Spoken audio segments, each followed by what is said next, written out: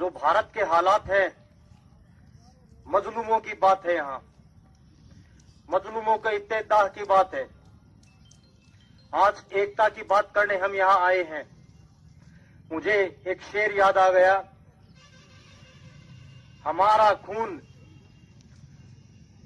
खून सरहदों का नहीं, हमारा खून सरहदों का नहीं, हमारे खून में गंगा भी है, चनाब भी है। हम बहुजनों का खून एक है। इस देश के 85% भारत के मूल निवासियों का खून एक है। एकता की बात जब हम करेंगे तो इसके लिए हमें पीछे की तरफ जाना पड़ेगा, हमें अपना इतिहास उठाकर देखना पड़ेगा। मैं सर छोटू राम जी की एक बात कहता हूं, जाट का हिंदू का क्या, मेरू का मुस्लिम क्या। जिस प्रकार से जाटों की गिनती हिंदू में नहीं होती, मेवों की गिनती मुस्लिमों में नहीं होती, केवल हिंदुओं के अंदर गिनती होती ब्राह्मण बनिया राजपूत की, जिसे हम क्षत्रिय कहते हैं। हमारी वर्ण व्यवस्था जो रही थी, उस वर्ण व्यवस्था के तहत एक सिस्टम इस देश के अंदर बनाया गया था मनुवादी ताकतों के द्वारा। वो षड्यंत्र यह था कि ब्राह्मण जो पहनेगा सूत का जनेऊ पहनेगा, क्षत्रिय पहनेगा मूंज का बना हुआ जनेऊ, वैश्य पहनेगा सूतली का बना हुआ जनेऊ। जिन लोगों की कमर में काला धागा बांधा जाता था वो सारे के सारे शूद्र हैं। हमें भी बांधा जाता था, मुझे भी बांधा जाता था, आपको भी बांधा जाता था। ये व्यवस्थाएं कायम हुई इस देश के भीतर। महात्मा बुद्ध की हत्या के बाद 563 ईस्वी पूर्व महात्मा बुद्ध की हत्या की गई, एक ब्राह्मण के द्वारा उनके भोजन में जहर देकर। उसके बाद जितने ब्राह्मण थे, इन ब्राह्मण लोगों ने बौद्ध मठों के अंदर बौद्ध भिक्षुक बनने के लिए प्रवेश करना शुरू कर दिया। जब यह प्रवेश करना शुरू हुआ, उसके साथ इनकी तादाद बौद्ध मठों के अंदर बढ़ती चली गई। सम्राट अशोक के समय बौद्ध धर्म अपने चरम पर था, परंतु ब्राह्मण अपने दुश्मन को कभी नहीं भूलता। साथियों, अपने दुश्मन से दुश्मनी निकालने के लिए पुष्यशुंग ने सम्राट अशोक के पौत्र वृहदत्त की हत्या की थी।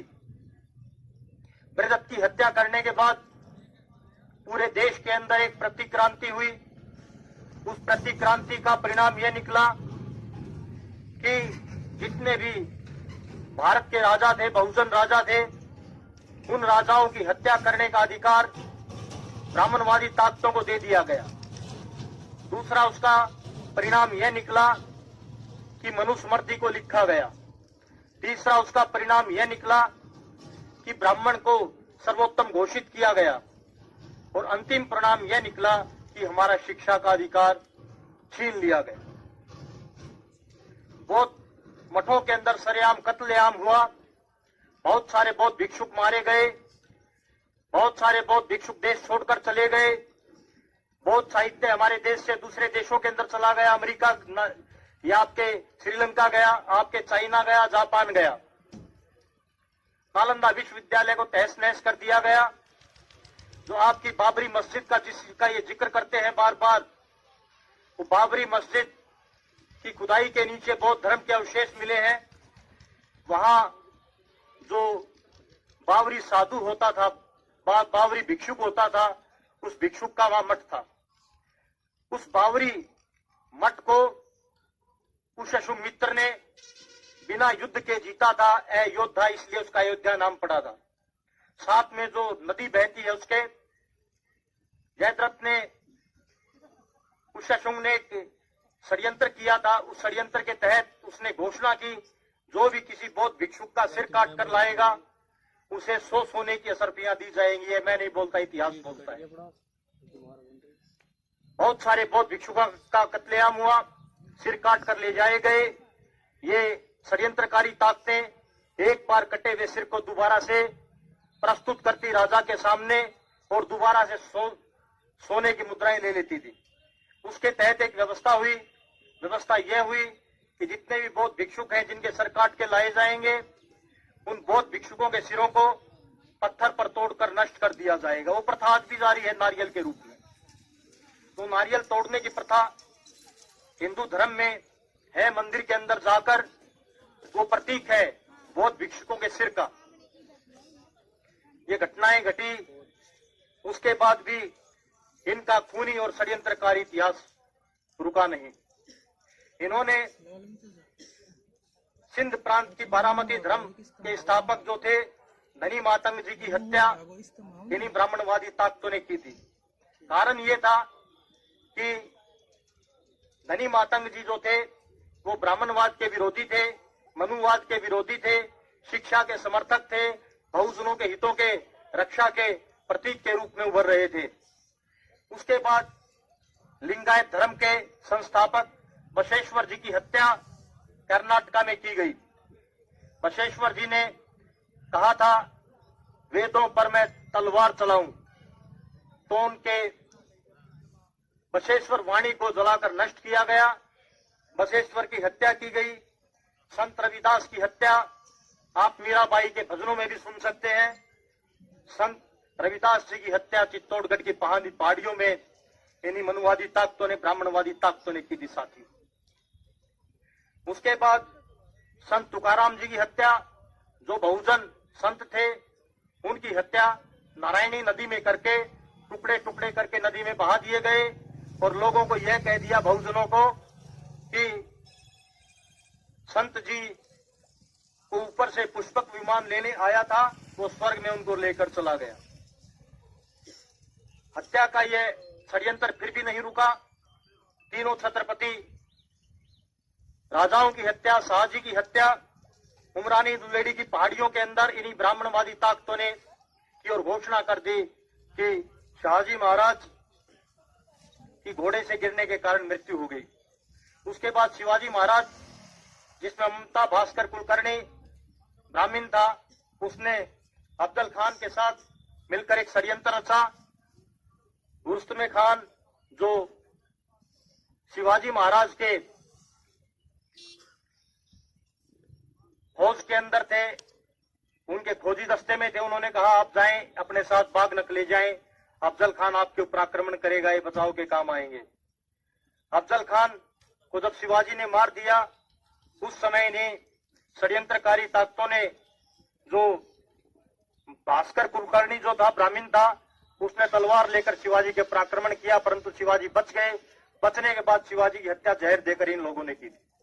इतना ही नहीं, बिरसा मुंडा की हत्या, महाराणा रणजीत सिंह की हत्या, बाबा साहेब अंबेडकर की हत्या के पीछे इन्हीं ब्राह्मणवादी ताकतों का षड्यंत्र रहा है। सर छोटू राम जी की हत्या भी जहर देकर की गई थी। 66 साल के करीब लगभग उनकी उम्र थी। इस उम्र के अंदर पेचिश के कारण उनकी मृत्यु होना अवश्य एक संदेह दिमाग के अंदर खड़ा करता है। औरंगजेब का एक किस्सा मैं आपको बताता हूं। कच्छ के राजा की सवारी निकली थी, 40 रानियां थी। औरंगजेब का काफिला कैलकटा जा रहा था।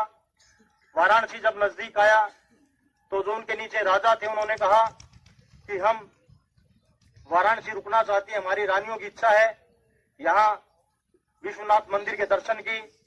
औरंगजेब ने इजाजत दी, रात को काफिला वहां रोक दिया गया। सुबह जब दर्शन करके लौट रही थी कच्छ के राजा की रानी, उसमें गायब मिली। जब गिनतियां हुई, देखा एक रानी नहीं है। औरंगजेब ने अपनी पूरी की पूरी ताकत लगाई, खुफिया लोग उनके पीछे लगाए।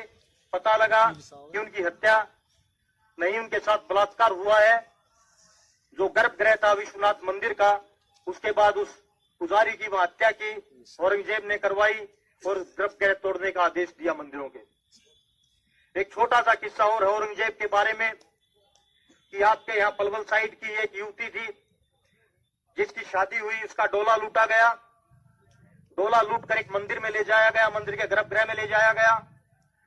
उस मंदिर के गर्भगृह में जो उसके साथ दुराचार हुआ, उस दुराचार के अंदर ये पंडे भी शामिल थे, औरंगजेब का साला सालीमार भी शामिल था। वो युवती जब न्याय के लिए औरंगजेब के पास गई, रात को उसने घंटा बजाया। औरंगजेब ने कहा ठीक है, सुबह न्याय मिलेगा, आप सुबह आइए। औरंगजेब ने अपनी पत्नी से पूछा क्या तुम मेरे न्याय के अंदर भागीदार होगी? इस अन्याय के भीतर तुम्हारे भाई साले शालीमार का भी हिस्सा है। अगले दिन औरंगजेब ने 2 कढ़ाई तेल के गर्म करवाए। एक कढ़ाई के अंदर शालीमार को डाला गया। जब पूछा गया दूसरा कढ़ा किस लिए है, औरंगजेब ने जवाब दिया था दूसरा कढ़ा मेरी पत्नी के लिए है। अगर वो न्याय के भीतर मेरी बाधा बनती तो मैं उसके साथ अन्याय कर।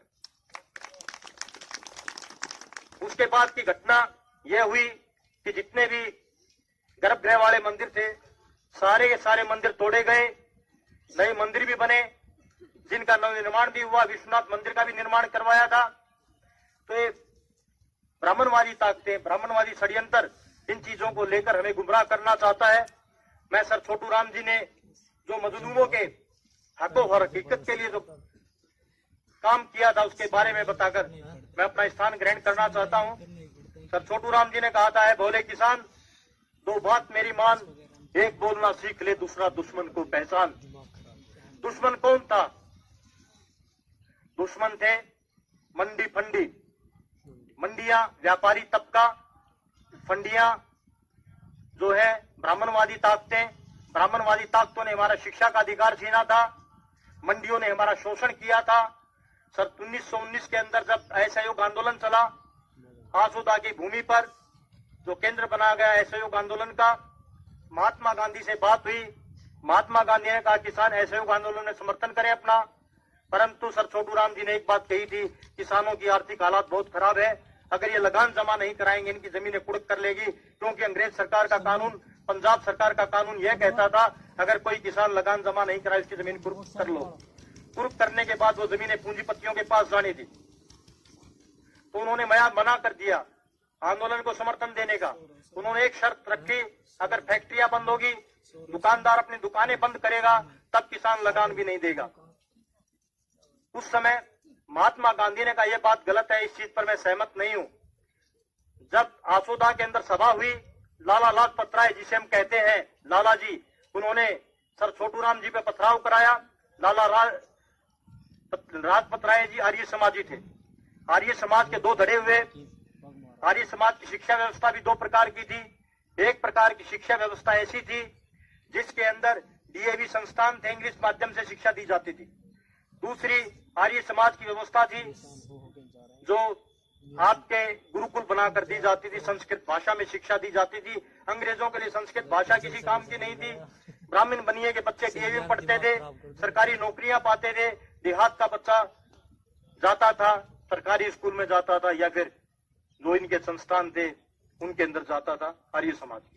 आर्य समाज की स्थापना भी इस कारण से हुई, वो भी स्पष्ट करता हूं। उसका पहला कारण यह था 1874 के अंदर बाबा ज्योतिबा फूले ने सत्य शोधक समाज की स्थापना की। तो एक गुजराती ब्राह्मण महाराष्ट्र जाकर आर्य समाज की स्थापना करता है। वहां जाकर स्थापना करने का एक उद्देश्य था सत्य शोधक समाज जो स्थापित किया था ज्योतिबा फूले जी ने, उसको रोकना। दूसरा कारण यह था आर्य समाज की स्थापना का, सिख धर्म का प्रभाव बढ़ता जा रहा था। सिख धर्म के प्रभाव बढ़ने के कारण पूरे का पूरा पश्चिमी उत्तर प्रदेश, राजस्थान का हिस्सा, हरियाणा का हिस्सा सिख धर्म की ओर प्रभावित हो रहा था। ब्राह्मणों को खतरा हुआ अगर सारे क्षेत्र के अंदर सिखिज्म आ जाएगा, लोग सिख धर्म स्वीकार कर लेंगे, तब ऐसी स्थिति के अंदर ब्राह्मणवादी ताकतों का अंत निश्चित है। तो यहाँ के लोगों को आर्य समाज की तरफ मोड़ा गया। सर छोटू राम जी ने जो कार्य किए उनके बारे में बताना चाहता हूं। मजलूमों के लिए उन्होंने कानून बनवाया। कानून यह था, साहूकार अधिनियम जिसके तहत आता है, कोई भी व्यक्ति, कोई साहूकार किसी की जमीन को कुर्क नहीं कर सकता। किसान का बैल कुर्क नहीं होगा, किसान का घर कुर्क नहीं होगा, पशु का चारा कुर्क नहीं होगा, पशु बांधने की जगह कुर्क नहीं होगी।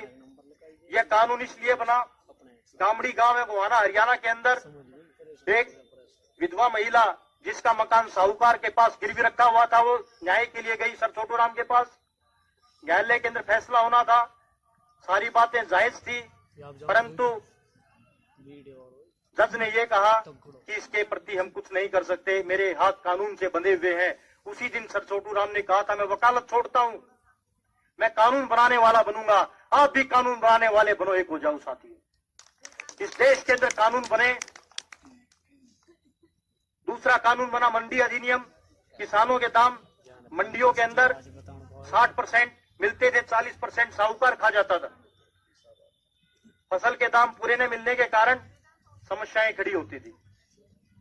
उसके बाद नापतोल अधिनियम बना, जो सर्वे हुआ मार्केट का, उस सर्वे के अंदर 41% बाट खोटे निकले।